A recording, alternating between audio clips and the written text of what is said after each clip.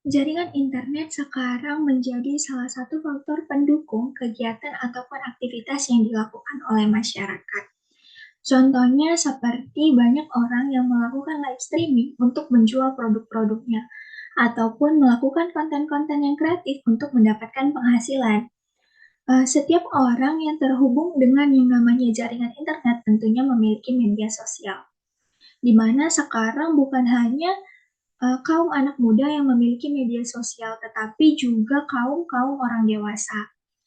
Berdasarkan penelitian yang dilakukan pada tahun 2022, ada sekitar 35,7% dari populasi yang ada di Indonesia itu menggunakan media sosial Instagram, yaitu sekitar 99,15 juta jiwa menggunakan media sosial Instagram. Di antaranya yaitu ada 53,3%-nya adalah perempuan dan 47,7%-nya adalah laki-laki. Di sini saya akan memaparkan mengenai strategi yang dilakukan oleh PT Indofood Sukses Makmur Tbk Divisi Dairy dalam mempertahankan citra perusahaan melalui Instagram. Saya adalah Junita Teresa Kacaribu dari tim Public Relation. Adapun strategi yang dapat dilakukan yang pertama yaitu komunikasi konstan. Yang kedua ada respon yang cepat. Yang ketiga ada pasar global. Dan yang keempat adanya komunikasi dua arah.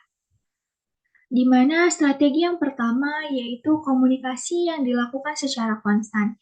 Di mana komunikasi ini dilakukan oleh tim public relation melalui Instagram, yang salah satunya kami mengambil contoh dari Indomie kental manis.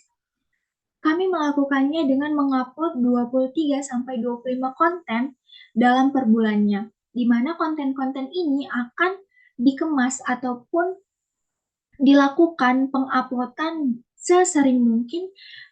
Dapat dilihat di sini ada 23-25 konten dalam per bulannya. Hampir setiap hari kami akan mengupload konten-konten yang menarik, di mana konten-konten ini akan dipersiapkan oleh tim public relation dengan sematang mungkin. Adapun komunikasi konstan ini dilakukan secara tetap setiap bulannya, makanya oleh karena itu dikatakan namanya komunikasi konstan. Yang kedua itu ada respon yang cepat. Dalam konten-konten yang kami upload tadi tentunya ada yang dinamakan kolom komentar. Di kolom komentar ini kami akan sebisa mungkin memfasilitasi komen-komen yang ada ataupun yang disampaikan oleh pengikut-pengikut dari Instagram Indomie.kental manis, sehingga tidak akan ada komen-komen ataupun balasan-balasan yang terabaikan dari para pengikut, sehingga para pengikut ini merasa diperhatikan. Yang kedua itu adanya pasar global. Untuk mempertahankan citra perusahaan, kita juga membutuhkan pengikut-pengikut yang relatif banyak. Di sini kita dapat lihat bahwa Indomie kental manis ini memiliki centang biru, di mana centang biru ini menunjukkan bahwa akun tersebut asli, dimiliki oleh pihak PT, asli dimiliki oleh pihak Indofood tersendiri. Di mana tidak semua akun Instagram ini yang memiliki centang biru, tidak semua Instagram memiliki akun centang biru, di mana akun centang biru hanya akan diberikan oleh pihak Instagram yang terverifikasi. Salah satu syaratnya yaitu memiliki pengikut minimal 10.000 pengikut. Di sini dapat kita lihat bahwa sekarang Indomie kental manis ini memiliki 140.000 pengikut.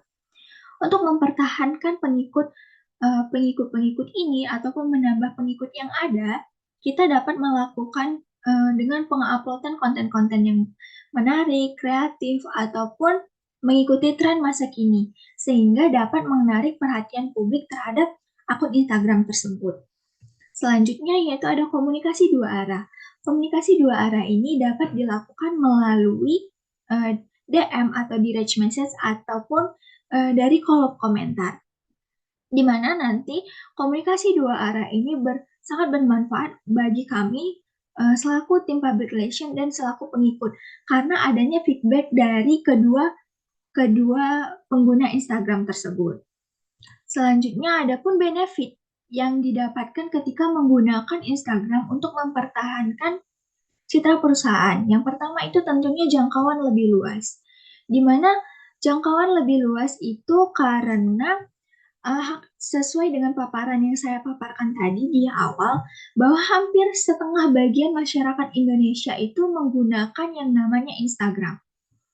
Dan dengan menggunakan Instagram, kita dapat melihat konten-konten ini dimanapun dan kapanpun pengikut mau, selama pengikut masih terhubung dengan yang namanya jaringan internet. Yang kedua itu adanya hemat. Jika kita bandingkan dengan menggunakan iklan di papan iklan ataupun di televisi, tentunya akan jauh relatif lebih mahal. Karena jika kita menggunakan Instagram, kita dapat mengupload berbagai konten, tidak hanya satu konten aja. Seperti tadi, satu bulannya kami dapat mengupload 23 sampai 25 konten per bulannya.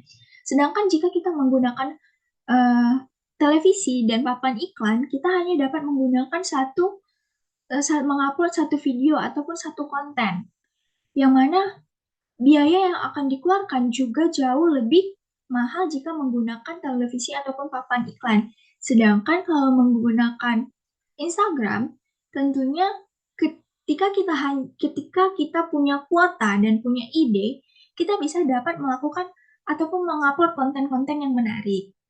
Adapun yang saya paparkan tadi, saya ini mencakup dalam 3 poin.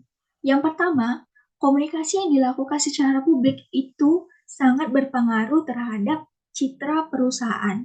Dan kita dengan melakukan komunikasi yang baik, tentunya dapat mempertahankan citra perusahaan di mata publik.